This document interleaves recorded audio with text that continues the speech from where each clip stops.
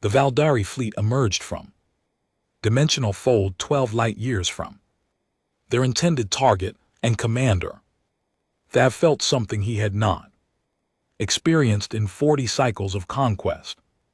Anticipation.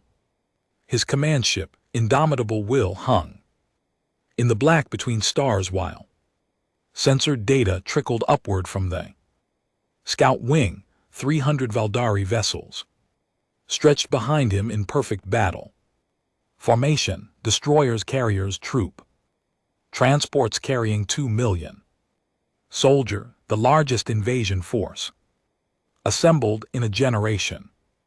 Confirmed target designation. Thav ordered, his 4 upper arms folded across his chest plate. Sub-Commander Vex's triangular head inclined toward the display. System designated XK-742 by the Council. And GT snorts. And GT, the third planet inhabited.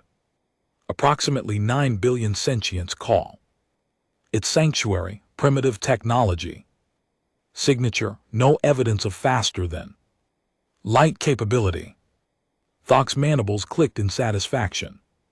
And the Council's objection. Vex hesitated. Every Valdari in the command chamber had heard the recording. The Galactic Council's emergency session had been unprecedented in its urgency.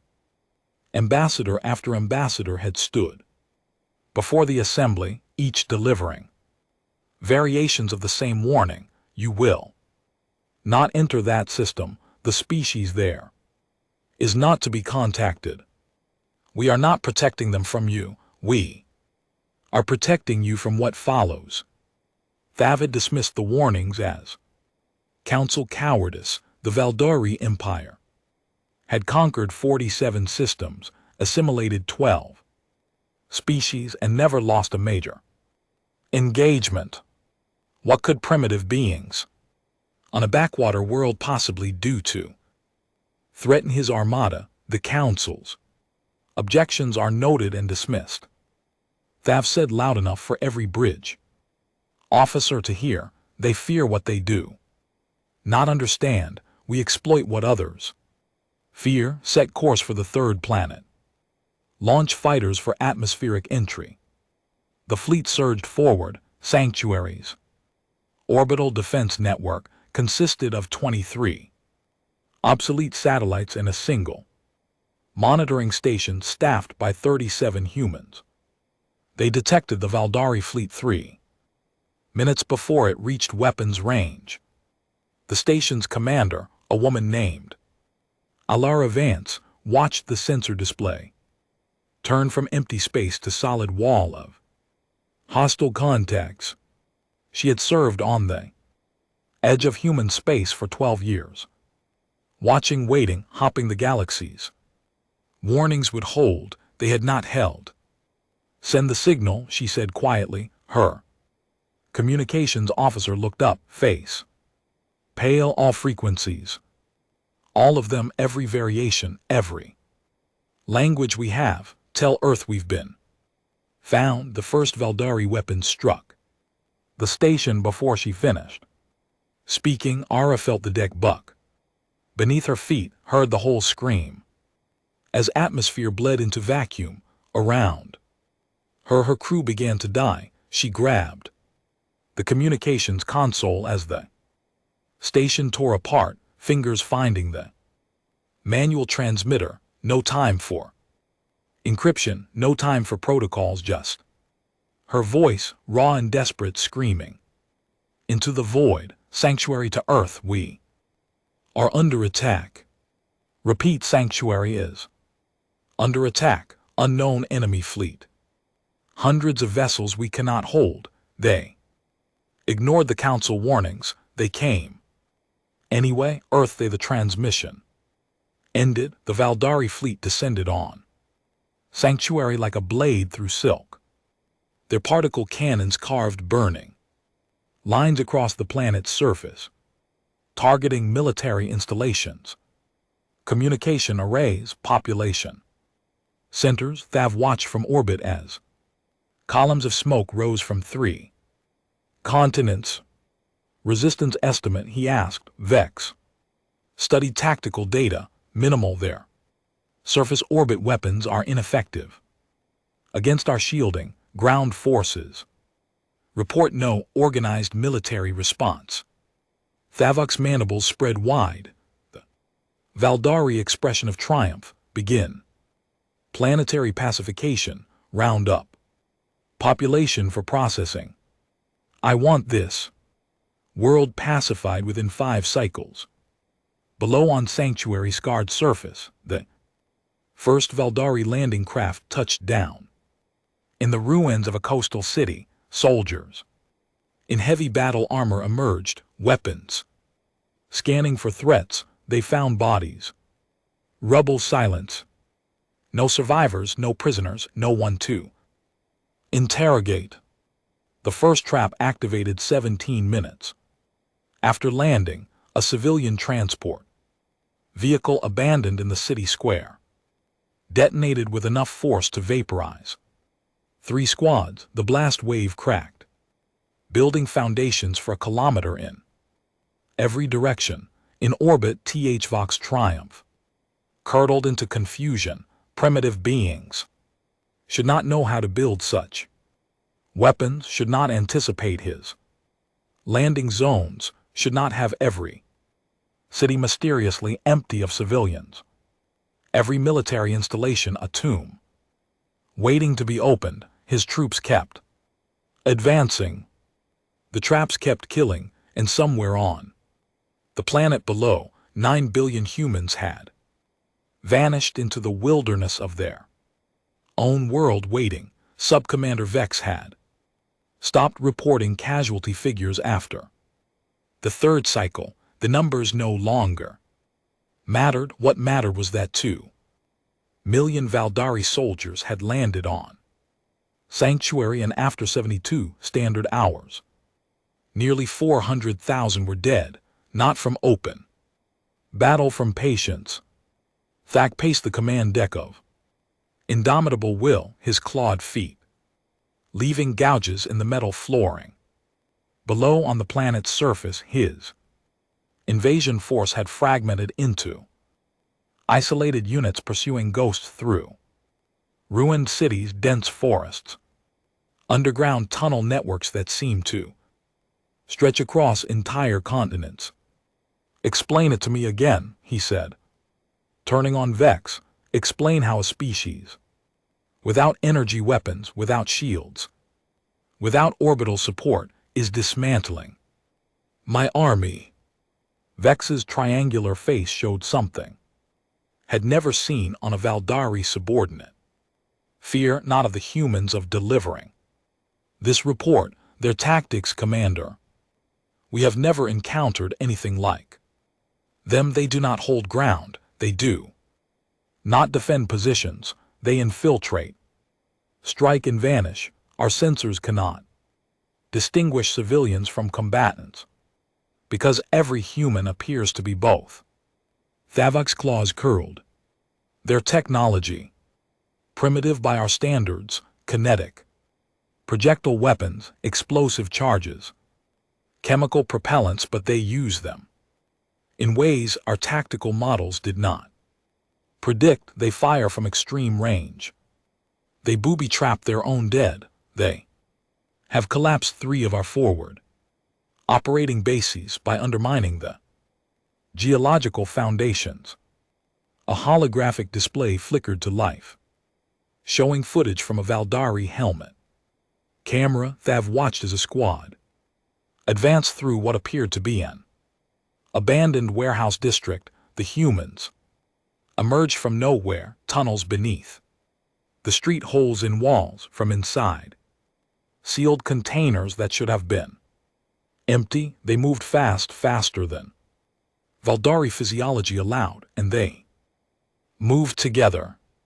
8 or 9 individuals working in perfect coordination, each covering angles the others couldn't see. They fired, relocated, fired again. Within 90 seconds, the entire Valdari squad was Dead, the humans vanished back into their holes. Every engagement follows this pattern. Vex said, we have attempted to negotiate. They do not respond. We have attempted to use fear tactics, public executions, broadcast threats. They appear unmoved. Thak felt the first stirrings of something unfamiliar, not fear, concern. Concerned that the council's warnings might have contained more truth than he had assumed. Patch me through to Galactic Council frequencies, he ordered. I want to speak with whoever warned us away from this system. The council's emergency session had not adjourned. Ambassador Nivra of the track assembly sat in the same seat she had occupied for 4 cycles, watching the same halithic display showing sanctuary star system burning around her. 73 species representatives had gathered in various states of horror, resignation, and barely concealed terror. When the Valdari receive our transmission, she said carefully, what will you tell them? The ancient Morvani ambassador, whose species had held council membership for 3,000 cycles, made a sound like stones grinding together. The truth, we will tell them the truth, and then we will watch them learn why we have never visited that system. The transmission request arrived 47 minutes later. Nivrek accepted it, and Thav's angular face filled the council chamber, arrogant, demanding, still convinced of his own superiority. Your warnings, he said without greeting. Explain them. What are these beings? Why do they fight this way? Why won't they surrender? The Morvani ambassador leaned forward, his ancient form seeming to absorb light. Commander Thav, what do you know of evolutionary biology? Thav's mandibles twitched. This is not the time for academic discussion. You asked why they fight this way, the Morvani continued. Unbothered, the answer lies in their world. Earth, their home planet, is classified as a death zone. We have no equivalent term in council languages, but the closest translation would be eternal war environment.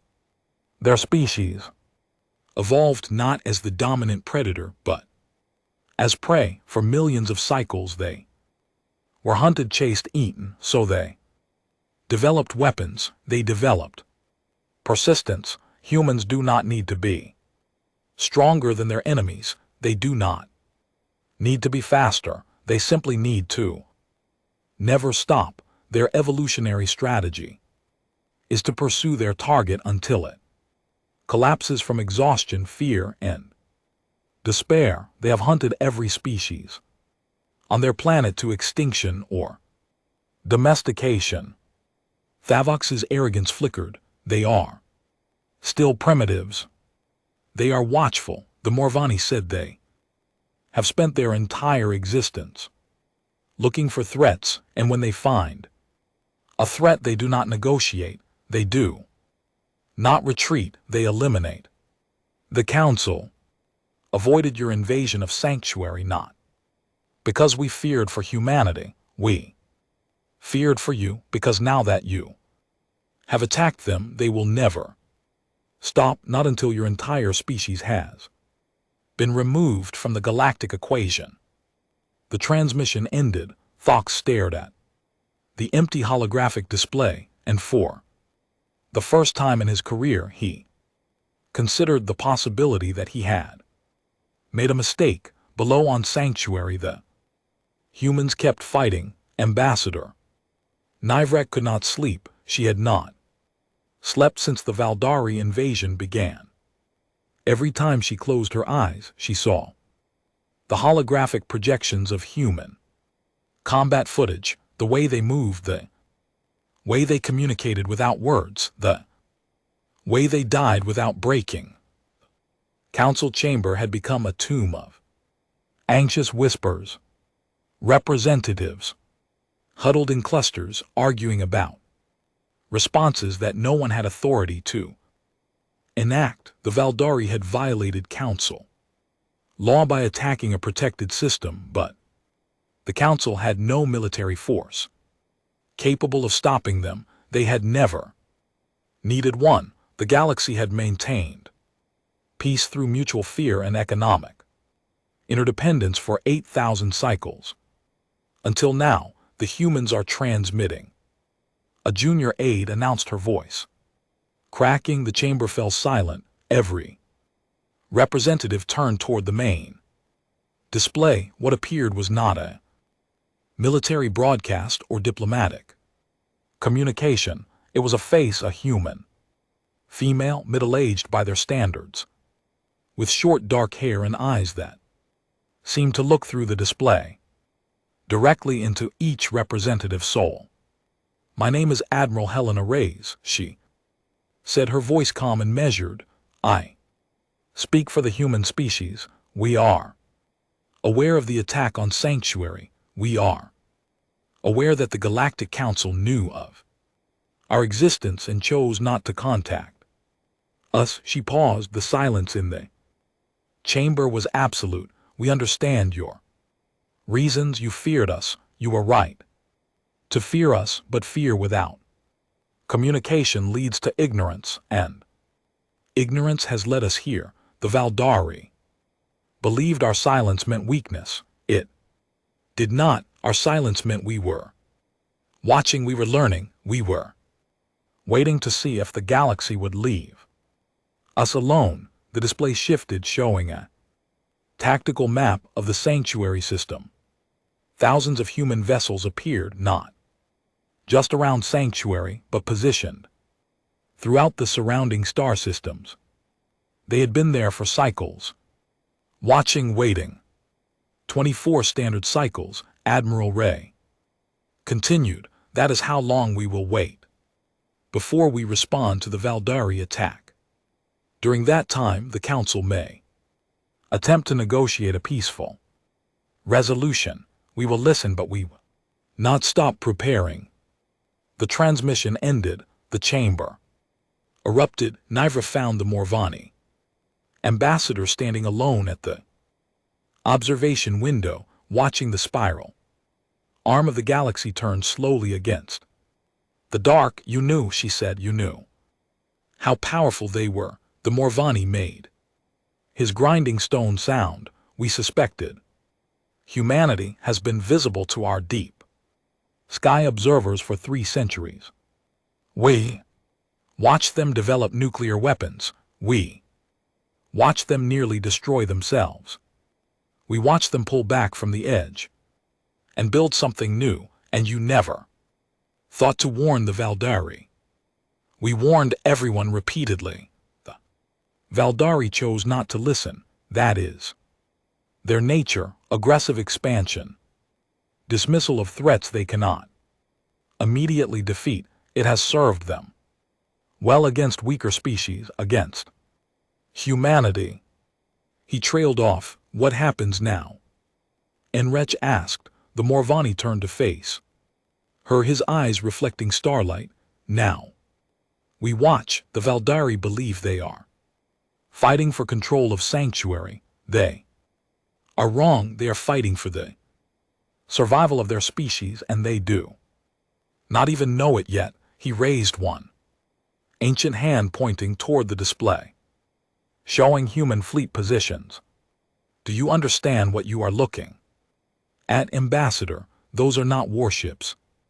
Not by human standards. Those are transport vessels, mining ships, colony barges. The humans have not yet deployed their military. They are giving the Valdari 24 cycles to surrender because they do not want to show us what they are capable of." Nivra felt cold spread through her limbs. "What are they capable of?" The Morvani was silent for a long moment. When he spoke again, his voice was barely a whisper. "Every species in this galaxy achieved faster than light travel by harnessing dimensional fold technology. We bend space, slip between The layers of reality emerge somewhere. Else it is efficient, safe, predictable. He gestured at the display. The humans did not develop fold technology. They developed something else, something we do not fully understand. They learned to manipulate gravity, not just generate or negate it but weaponize it. They learned to create localized time, dilation fields. They learned to fold space not for travel but for destruction. Niver's breath caught. That's impossible. So we thought until our probes detected dimensional anomalies around their home system. The humans are not primitive. Ambassador, they are hiding. They have been hiding for centuries, building weapons we cannot imagine because they looked at the galaxy and saw nothing but threats. She stared at the display, at the thousands of human vessels waiting in the dark, and understood the Valdari had not attacked a primitive colony. They had poked a sleeping giant in the eye. And the giant was waking up. Commander, they've watched the 24-cycle deadline approach with growing desperation. His invasion force had been reduced to half strength. His ships had begun reporting sensor ghosts, human vessels appearing at the edge of the system, watching, then vanishing before weapons could lock. The Council had offered no help. They had delivered exactly one message from the Morvani ambassador containing 3 words: surrender immediately. Please. He had ignored it. Now, with 3 cycles remaining, Vex brought him new intelligence, intercepted human communications, fragmentary and heavily encrypted but partially decoded. Commander, the humans are not mobilizing their fleet to retake sanctuary. They are mobilizing to attack our home worlds. Thok's blood chilled. Which ones? All of them. The tactical display updated, showing Valdari Space 47 systems, each with its own defense fleet, planetary fortifications, orbital weapons platforms, a network of military power that had never been breached.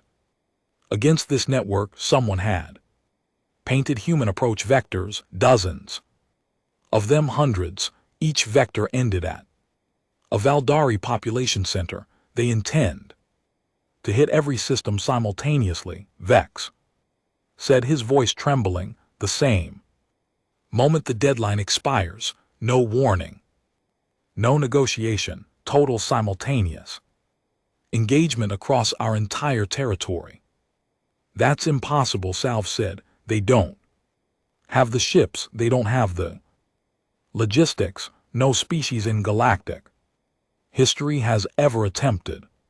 He stopped because the display was updating again. Human ships were emerging from dimensional fold across Valdari space, appearing exactly where the vectors had predicted. Not one wave of reinforcements for sanctuary. The entire human fleet positioned to strike every Valdari world at once, and they were not warships.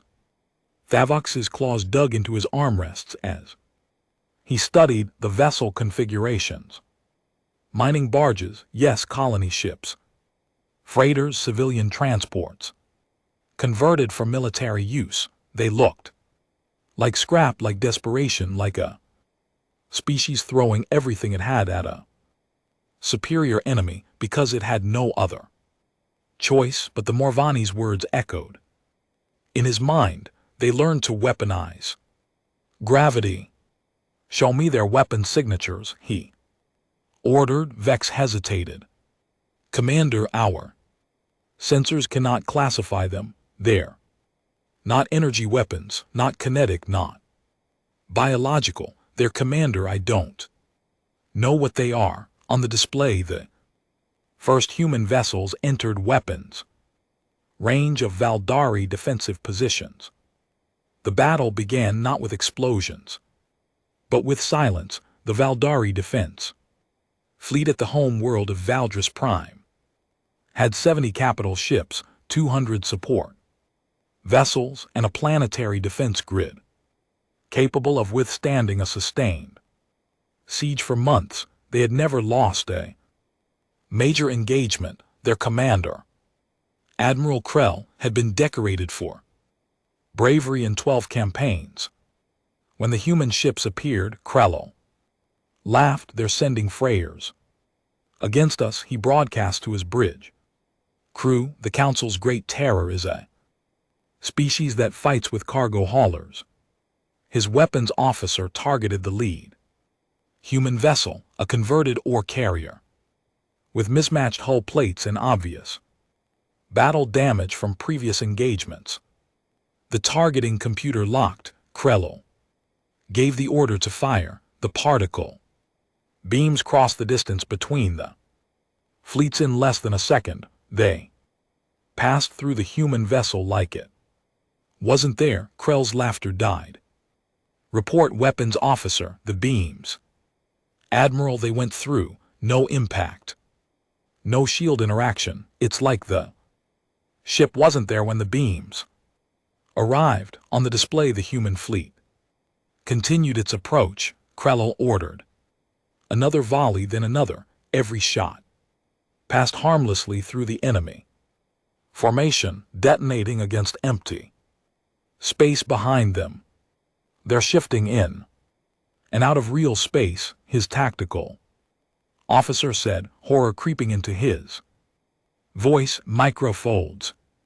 Thousands per second. They're not avoiding our fire, they're phasing through it." The human vessels reached weapons range and opened fire. Krell expected missiles, energy beams, kinetic projectiles. What he got was gravity. The first human weapon activated 300 km from his flagship. A field collapsed around one of his destroyers, and the ship simply flattened, crushed from every direction at once, its hull crumpling like paper, its crew reduced to a thin layer of organic residue across the interior surfaces. Another weapon activated, then another. Each human vessel carried multiple gravity projectors, and each projector could target multiple Valdari ships simultaneously. The defense fleet began dying by the dozen, not exploding but being compressed into spheres of twisted metal and biological paste. Krell screamed orders. His ships fired back particle beams and missiles and kinetic rounds, but nothing touched the human vessels. They danced through the fire like ghosts, appearing and disappearing, folding space around themselves to redirect incoming attacks back toward their sources. The battle lasted 11 minutes. When it ended, the Valdari defense fleet no longer existed. The human vessels repositioned above Valdris Prime, their weapons aimed at the planet's population centers. Admiral Krell, floating in the wreckage of his flagship, received a single transmission. "Valdari home world, you are now under human protection. Resistance will be met with planetary sterilization. Acknowledge." Krell acknowledged. Valvok received the reports from Valdris Prime from every Valdari system simultaneously and felt his empire crumble around him. 47 worlds, 47 defense fleets, 47 simultaneous engagements, each lasting less than a standard hour. The human fleet had not lost a single vessel, not one. Indomitable Wilhungaba sanctuary, surrounded by what remained of his invasion force, barely 100 ships, most of them damaged, all of them demoralized. Below on the planet's surface, the human resistance had shifted from guerrilla warfare to open conquest. Valdari ground forces were surrendering in company-sized groups, throwing down weapons and begging for transport off the world that had become their grave. The council is hailing us, Vex said, the Morvani ambassador. Requests direct communication. Put him through, the ancient aliens. Face appeared on the display, and Thavok saw no triumph there, only weariness, only the exhaustion of watching a warning go unheeded. I told you to surrender, the Morvani said. You told me nothing about Thav. Stopped, took a breath. What are these weapons? How do we fight them? The Morvani shook his head slowly. You don't, Commander. You do not understand what you are facing, the weapons humanity deployed against your defense. Fleets are not their most advanced technology, they are the weapons they were willing to show us, the weapons they built from mining equipment and colony ship components. Thav felt the universe tilt beneath him. What else do they have? You do not want to know. No one in this galaxy wants to know. The humans have been hiding for centuries because they looked at the capabilities of every known species and realized they could destroy us all, not from malice, from capacity. Their industrial output exceeds the combined production of the Council's top 10 species. Their population spread across their colony worlds exceeds the Valdari Empire by a factor of 12. The Morvani leaned closer to his display, his ancient eyes fixing Thav in place. They did not want to fight you, Commander. They did not want to fight anyone. They built their weapons in secret, hid their fleet in interstellar space, and hoped the galaxy would leave them alone. You took that choice away from them. Now they are responding, and they will not stop until your ability to threaten them has been permanently eliminated. Thok's mandibles clicked once, twice. What do they want? Your unconditional surrender, not just for the invasion of Sanctuary, for the Valdari Empire's entire military capacity. They want your fleet dismantled, your weapons decommissioned, your expansionist government replaced with something that will not try this again. And if we refuse, the Morvani was silent for a moment. When he spoke again, his voice carried the weight of 3,000 cycles of galactic history. Then they will show you what they built when they were really trying aboard the human flagship. Last argument. Admiral Helena Ray stood before a holographic display showing the remaining Valdari fleet around Sanctuary. Her staff had prepared casualty estimates, occupation plans, diplomatic overtures to the Council. She had ignored all of them. Instead, she watched the clock. 3 hours remained on the deadline. Admiral, the Valdari commander is requesting direct communication. She turned on screen. Valvok's face appeared, arrogance replaced by something closer to desperation. He looked like a creature who had spent cycles believing himself invincible, only to discover that the universe contained predators far larger than he had imagined. Admir Rays, he said, struggling to keep his voice steady. You have destroyed my empire in less than a day. My home world has surrendered. My fleet is broken. What more do you want? Helena walked closer to the display, her face expressionless. I want you to understand something, Commander. You invaded Sanctuary because you believed your technology made you superior. You believed the Council's warnings were cowardice. You believed humans were primitive prey waiting to be harvested. She paused. You were wrong, and now 2,000,000 of your soldiers are dead. 47 of your worlds have been occupied. Your empire, built over centuries of conquest, has been reduced to rubble in 23 hours. Thav's claws scraped his armrests. Then, finish it, destroy my remaining ships. Kill us all, prove that humans are no different from any other conqueror. Helena's expression shifted, not to anger but to something far more unsettling. Pity, Commander, we are not conquerors. We never wanted to be. What we are is survivors. For our entire existence, we have been hunted, chased, pushed to the edge of extinction, and every time we have survived by being more dangerous than our enemies expected. She gestured at the display, showing his shattered fleet. Your mistake was thinking this was a battle for territory or resources. It was never any of those things. It was a test to see if the galaxy had learned to leave us alone. The clock on her display ticked down to 2 hours. Your species has failed that test. Now you will live with the consequences.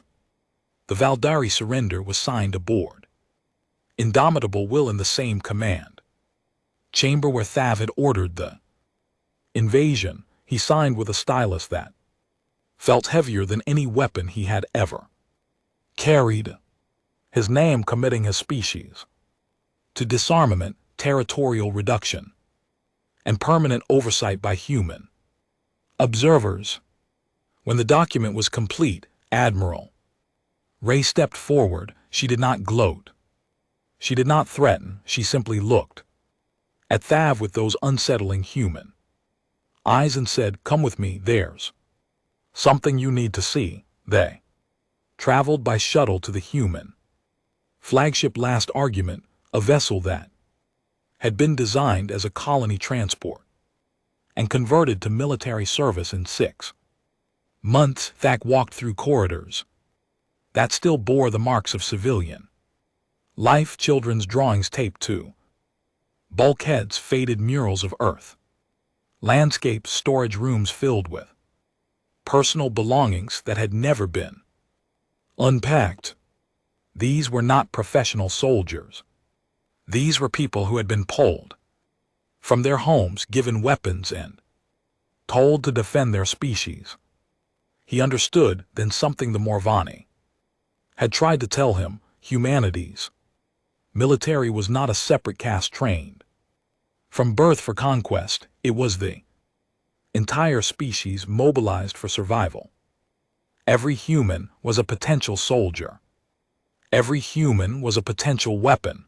The Admiral led him to a secure briefing room where a holographic display showed a star chart of the galaxy. She touched a control and the chart expanded, showing not just the Council's known space, but regions beyond, regions the Council had never explored, regions filled with human settlements. There are 300 billion stars in this galaxy, Admiral Ray said. The Council has explored less than 1% of them. The Valdari Empire claimed 47 systems. You believe this made you dominant? She touched the display again, and the human settlements illuminated, thousands of them, tens of thousands, spread across the galaxy in a pattern so vast it made Thav's mind recoil. This is our actual territory, she continued. We have been expanding for centuries, not through conquest but through colonization. We find empty worlds, we build habitats, we move on. The Council never detected these colonies because we built them to be invisible. We hid our population, our industry, our military capacity. We hid everything. Thok's legs buckled. He grabbed a table to stay upright. How many of you are there? Admiral Ray's met his eyes. Enough. The display shifted again, showing military installations, not the converted civilian vessels he had faced, but true warships, ships designed from the keel up for combat, ships with weapons that made the gravity projectors look like Children's toys, ships that could fold. Space not around their targets but through them, creating dimensional rifts that would swallow entire star systems. We built these because we were afraid. Helena said quietly. We looked at the galaxy and saw nothing but potential. Enemies we prepared for war against. Species that had never threatened us. Because that is what our history taught us to do, prepare for the worst, hope for the best. She touched the display and the warships. Faded, replaced by images of human colonies, children playing in parks, families sharing meals, old people sitting in gardens. This is what we wanted. This is what we built all those weapons to protect, not conquest, not domination, just the right to exist in peace. Thavok stared at the images, at the laughing children and contented old people, and felt something crack inside his chest. His species had never wanted peace. They had wanted expansion, power, the thrill of conquest. They had looked at the galaxy and seen only things to take. The humans looked at the galaxy and saw only things to protect. You're not going to destroy us, he said. Understanding dawning. You have the power, but you're not going to. Admiral Ray shook her head. No, we're not. We're going to watch you. Every Valdari world will have human observers. Every military installation will be monitored. Every attempt to rebuild your war machine will be met with immediate response. She stepped closer, and for a moment, Thavok saw past her uniform, past her rank, past the cold exterior of a military commander. He saw what she really was, a mother, a daughter, a person who had seen too much death and wanted never to see more. Commander Thav, your species made a terrible mistake when you attacked Sanctuary, but we are not going to make a worse mistake. By wiping you out, we are going to give you a chance to become something better than conquerors. I hope you take it. Galactic Council convened one cycle after the Valdari surrender. Every member species sent their highest ranking representatives. They came to witness the end of an era and the beginning of something no one could yet name. Admiral Helena Ray stood before the assembly, alone and unarmed, in a simple civilian dress. Behind her, the holographic display showed the human territory map, the one she had shown, with its tens of thousands of colonies spread across the galaxy. When the Valdari attacked Sanctuary, she began. They crossed a line, not a line drawn on a map, a line drawn in the understanding between species, a line that said some actions cannot be forgiven, some choices cannot be undone. The chamber was silent. Even the Morvani ambassador, ancient and stoic, leaned forward to listen. We have chosen to forgive the Valdari, not because they deserve it, because we refuse to become what they were. We refuse to become conquerors, even when conquest was within our grasp. We refuse to become executioners, even when execution was justified. She touched the display, and the map changed, showing not human territory but the territory of every known species. The Council's space, the Valdari remnants, the unclaimed systems between. Humanity will not join the Galactic Council. We will not seek membership in your alliances or participation in your trade networks. We will remain what we have always been, observers waiting the dark, watching to see if the galaxy can learn to live in peace. Ambassador Nivra rose from her seat. Then what will you do? Just watch. Helena smiled. Not the predatory smile of a conqueror, but the tired smile of someone who had seen too much. We will guard the line, the one the Valdari Crossed, we will ensure no species ever crosses it again, not against us, not against each other. Our fleet will patrol the borders of Council space.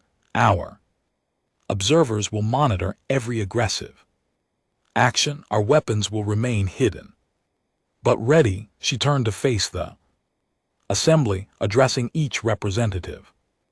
In turn, you warned the Valdari not to attack us. You told them there would be consequences. They did not listen. Now, you know we were telling the truth, and now every species in this galaxy knows the same thing. She raised her hand and the display showed a single image, Earth, seen from orbit, blue and green and achingly beautiful. This is our home. This is what we protect. This is why we built our weapons, hid our colonies, watched you for centuries, not because we wanted to dominate you, because we wanted to make sure you never had a reason to come for us. The image faded.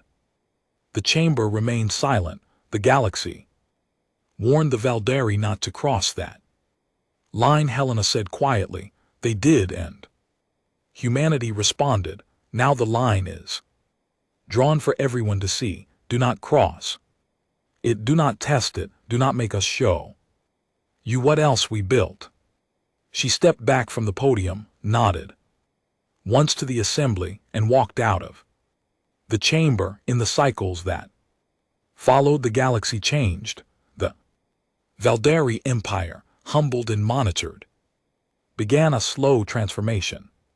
Their military caste, stripped of power, learned new roles: construction, agriculture, administration. Their warrior culture, deprived of external enemies, turned inward, seeking meaning in art and philosophy rather than conquest. The Council established new protocols for interspecies conflict with human observers present at every negotiation. Wars became rarer. Disputes were settled through diplomacy rather than violence. Species that had fought for centuries found common ground, motivated by the quiet knowledge that someone was watching, and humanity returned to what they had always wanted to be. Parents raised children, farmers grew food, artists created beauty, engineers built wonders, explorers pushed farther into the galaxy, always looking for new worlds to call home, always building new defenses to protect what they had. The fleet remained hidden, but everyone knew it was there. The weapons remained undeployed, but everyone knew what they could do. The line remained undrawn on any map, but every species knew where it was, and no one ever crossed it again. Decades later, on Sanctuary, rebuilt and thriving, an old woman sat on a beach, watching the sun set over an ocean that had once run red with blood. Her name was Vance, and she had been the first human to see the Valdari fleet. Now she watched her grandchildren play in the waves, laughing, splashing, alive in a galaxy that had learned to fear humanity, and in that fear had found peace. A young officer approached, saluted, held out a communication device. Admiral Ray sends her regards. Ma'am, she wanted you to see this. Took the device. The display showed a star chart, the same one Helena had shown the Council, but updated. New colonies, new fleets, new lines drawn, not by humanity alone, but by every species working together. What am I looking at? She asked. The officer smiled. The future, ma'am, a future where the line isn't drawn by fear. Future where it's drawn by hope. Ara looked at the chart for a long moment. Then she looked at her grandchildren, still playing in the waves, still unaware of how close they had come to never existing at all. Tell the Admiral, she said quietly, that the line held. She handed back the device. turned to face the ocean and watched the sun sink beneath the waves. Behind her, the galaxy kept turning. Above her, the human fleet kept watching, and somewhere in the dark between stars, the weapons remained ready, waiting for a threat that would never come, because everyone had learned the line was there, and no one would ever cross it again.